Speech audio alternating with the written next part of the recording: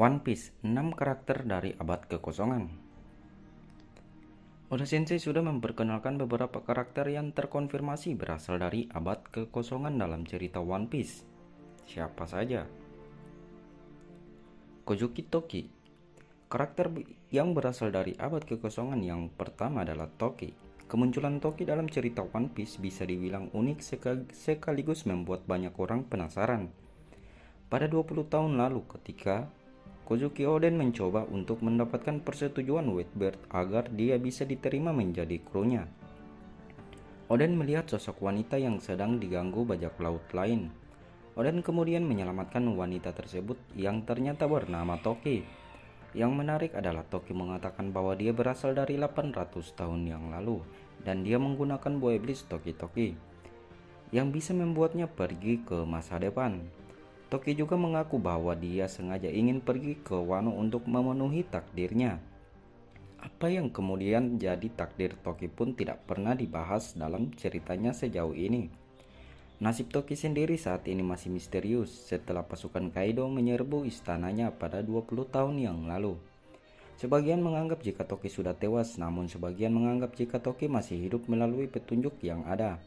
Contohnya adalah efek suara yang Oda hadirkan dianggap mirip dengan suara pengguna mesin waktu atau orang yang dikirim ke masa depan.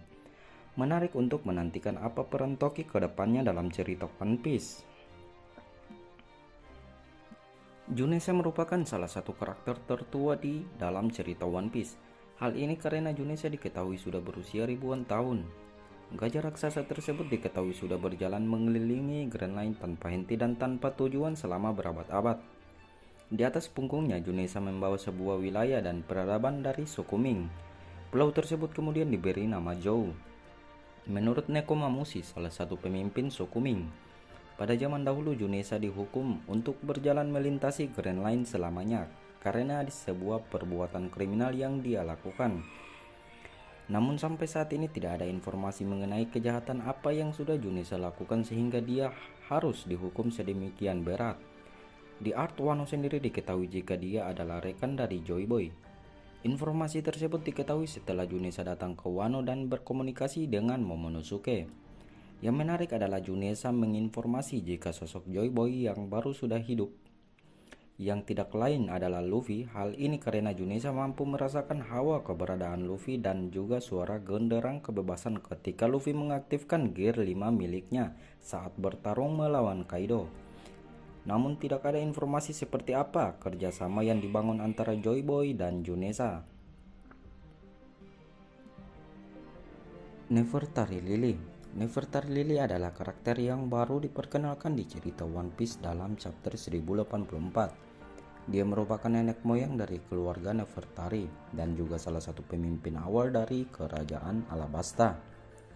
Sejauh ini memang tidak banyak informasi yang diketahui selain dia juga ikut dalam pertempuran menghadapi kerajaan kuno dan jadi salah satu orang penting yang ikut mendirikan World Government.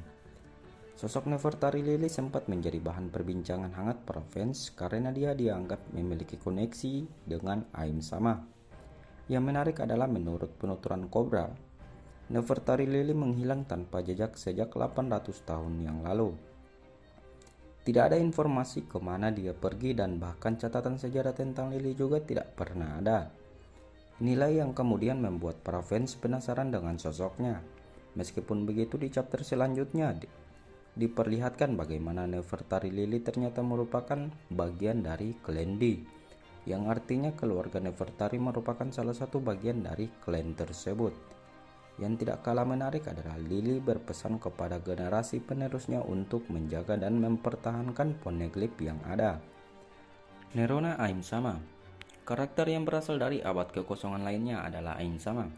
Seperti yang teman-teman ketahui, Aim merupakan pemimpin dari World Government sekaligus merupakan sosok paling tinggi dalam hierarki tersebut. Bahkan Gorosei pun berlutut di hadapan Aim. Namun di sisi lain, Aim masih menjadi sosok yang paling misterius dalam cerita One Piece. Pasalnya dia sama sekali tidak pernah berbicara satu kata pun. Aim pada akhirnya mengeluarkan satu kata di chapter 1084 di mana dia menyebut nama Nefertari Lili. Banyak spekulasi menyebutkan jika Lili dan Aim memang memiliki keterkaitan. Aim juga diduga mengkhianati kesepakatan 20 kerajaan yang membentuk World Government dengan menjadi pemimpin di dunia One Piece dan duduk di singgasana yang seharusnya tidak pernah terisi. Identitas dari Aim kemudian diungkap oleh Emporio Ivankov, di mana menurut penjelasannya sekitar 800 tahun lalu terdapat sosok nama Aim yang berasal dari 800 tahun yang lalu. Dan Ivankov sendiri menduga jika Aim sama menggunakan kekuatan terbesar yaitu operasi keabadian agar sosok Aim sama bisa terus muda dan tetap hidup hingga sekarang.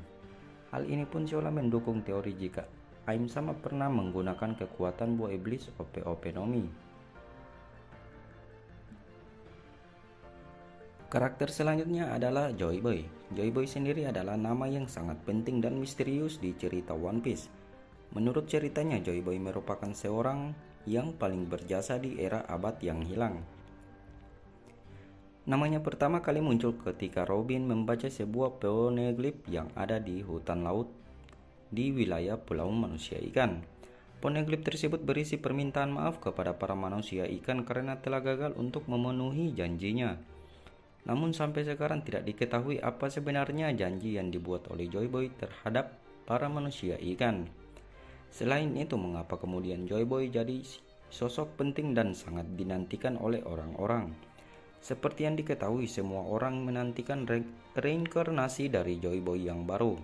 Banyak spekulasi yang menduga jika Joy Boy akan membawa perubahan besar terhadap dunia. Dan setelah 800 tahun menghilang, sosok Joy Boy akhirnya kembali dalam wujud Luffy seperti yang dikonfirmasi oleh Junessa. Namun masih belum ada kejelasan seperti apa sebenarnya sosok Joy Boy tersebut. Dan yang menarik adalah terdapat spekulasi jika Joy Boy sebenarnya adalah titel bukan orang. Karakter terakhir yang berasal dari abad kekosongan adalah Nika.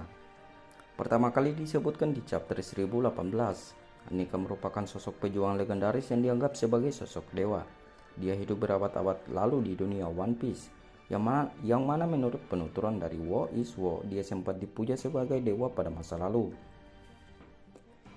Sosok Nika terkenal memiliki peran penting terutama bagi para budak atau tawanan. Hal tersebut karena Nika selalu membawa kebahagiaan dan tawa bagi para budak atau tawanan. Namun legenda tentang sosok Nika sepertinya lebih dari sekedar tawa dan kebahagiaan bagi orang-orang. Banyak orang-orang di masa lalu, khususnya budak dan tawanan, yang yakin bahwa Nika akan membebaskan mereka. Dia juga akan membebaskan semua budak dan tawanan serta melindungi mereka semua. Inilah yang kemudian mereka percaya, yang mana menjadi awal mula Nika kemudian dipuja-puja sebagai dewa. Kepercayaan tersebut ternyata masih berlaku sampai sekarang, di mana Wo is Wo sempat berdoa dan meyakini jika Nika akan muncul dan membebaskannya pasca apa yang terjadi.